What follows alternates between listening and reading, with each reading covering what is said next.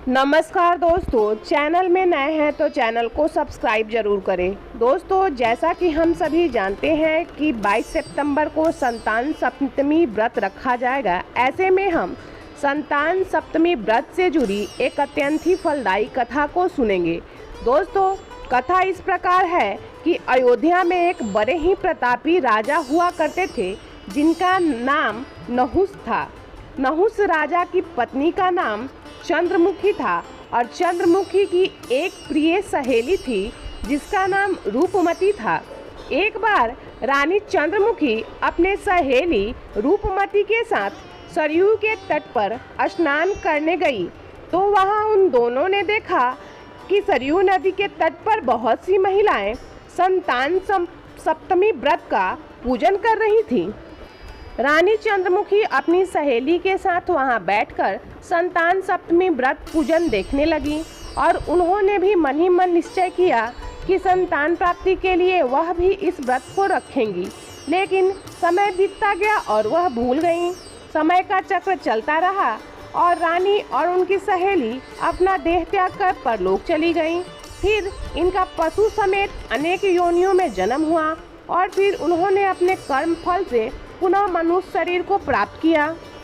इस जन्म में रानी चंद्रमुखी ईश्वरी नामक राजकन्या हुई और उनकी सहेली रूपमती ब्राह्मण की कन्या हुई।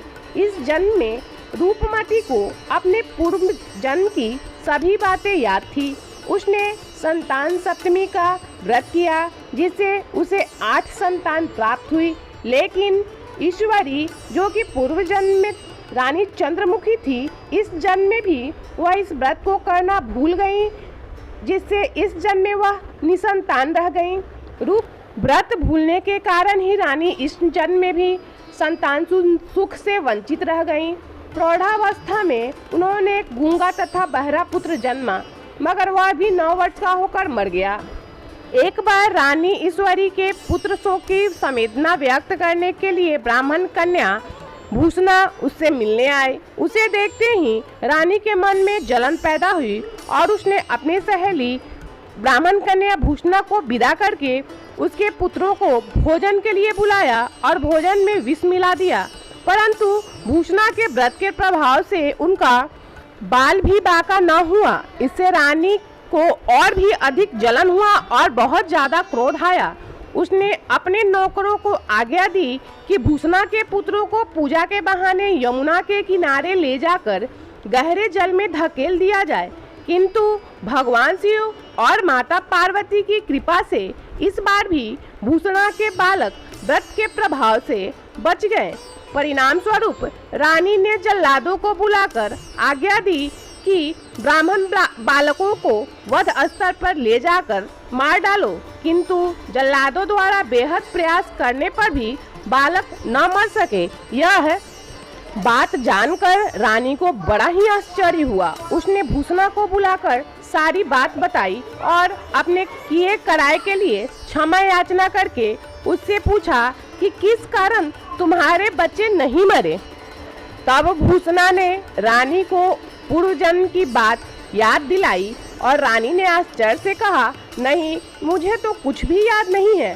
तब उसने कहा कि सुनो, पूर्व जन्म में तुम राजा नहुस की रानी थी और मैं तुम्हारी सखी। हम दोनों ने एक बार भगवान शिव का डोरा बांधकर संकल्प किया था कि जीवन पर्यंत संतान सप्तमी का व्रत किया करेंगी, किंतु दुर्भाग्यवश हम भूल गई और व्रत की अवहेलना होने के कारण विभिन्न योनियों में जन्म लेती हुई अब फिर हम दोनों ने मनुष्य जन्म को प्राप्त किया है और मुझे इस जन्म में भी वह बात याद थी, इसलिए मैंने व्रत किया। उसी के प्रभाव से आप मेरे पुत्रों को चाहकर भी न मरवा सकी। यह सब सुनकर रानी ईश्वरी ने भी विधि पूर्वक संतान सुख देने वाला यह व्रत रखा। तब व्रत के प्रभाव से रानी गर्भवती हुई और एक सुंदर बालक को जन्म दिया। उसी समय से पुत्र प्राप्ति और संतान की रक्षा करने के लिए यह व्रत प्रचलित हो गया। दोस्तों, संतान सप्तमी व्रत पुत्र प्राप्ति, पुत्र रक्षा तथा पुत्र अभ्युदय के लिए भाद्रपद के शुक्ल पक्ष की सप्तमी को किया जाता है।